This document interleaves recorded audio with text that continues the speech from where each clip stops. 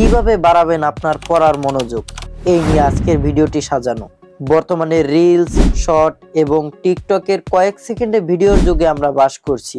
প্রতিনিয়ত এরকম ছোট ছোট ভিডিও দেখতে দেখতে আমাদের মনোযোগ কমে গিয়েছে।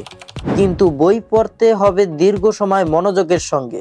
পড়ায় মনোযোগ বাড়ানোর উপায় বাতলে দিয়েছেন এম মুজাহিদ উদ্দিন। পরিবেশটাকে পড়াশোনার উপযোগী করে তুলতে হবে। পড়ায় মনোযোগ বাড়ানোর জন্য পড়ার অনুকূল পরিবেশ অত্যন্ত গুরুত্বপূর্ণ। পড়ার জন্য সবথেকে বেস্ট হয় নিরিবিলি পরিবেশ। যদি আপনি সারাক্ষণ পড়ার টেবিলে নিজেকে আটকে রাখতে চান, তাহলে নিশ্চিত করুন আপনার একটি শান্ত নিরিবিলি পরিবেশ রয়েছে। আপনার রুমমেটকেও প্রয়োজনে সতর্ক করুন, তিনি যেন আপনার পড়াশোনার সময় ব্যাঘাত না ঘটায়। আপনি স্বচ্ছন্দে এমন একটা পরিবেশ বেছে নেবেন যেখানে আপনি স্বচ্ছন্দে পড়তে পারেন এবং মনোনিবেশ করতে পারেন। 2 নম্বরে আপনাকে বিভ্রান্তি কমিয়ে আনতে হবে।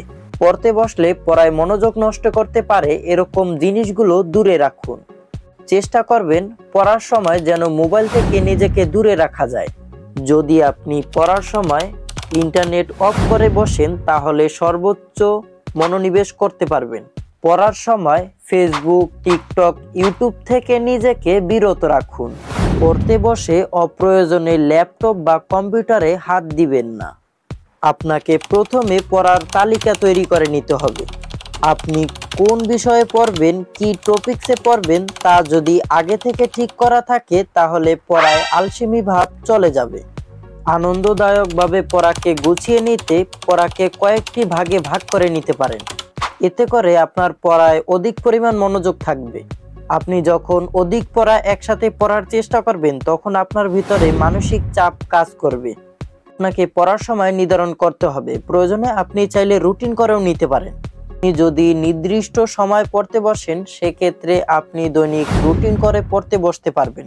এতে ব্রেন একটা কমান্ড দেয় যে এখন পড়তে বসার সময়। ফলে আপনার নির্দিষ্ট সময়ের আগে আপনার অন্যান্য প্রয়োজনীয় কাজগুলো আপনি গুছিয়ে নিতে পারেন। আপনাকে দৈনিক কিছু স্বাস্থ্যকর খাবার বেছে নিতে হবে। পড়ায় মনোযোগ বাড়ানোর জন্য খাবারের গুরুত্ব অপরিসীম।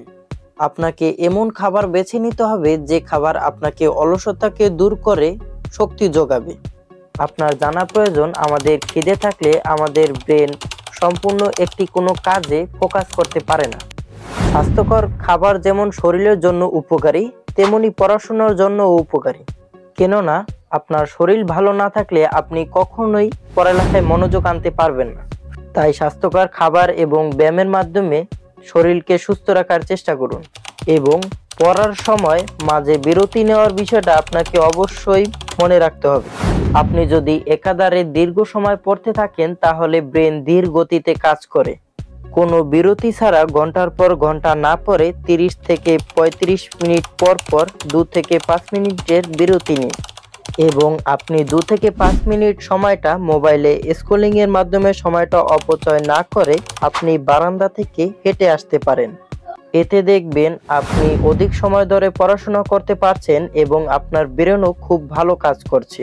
এভাবে 21 দিন কন্টিনিউ করতে পারেন, তাহলে আপনার পড়াশোনার প্রতি মনোযোগ অটোমেটিকলি বেড়ে যাবে এবং আপনি আগের তুলনায় আরো বেশি মনোযোগ সহকারে পড়তে পারবেন।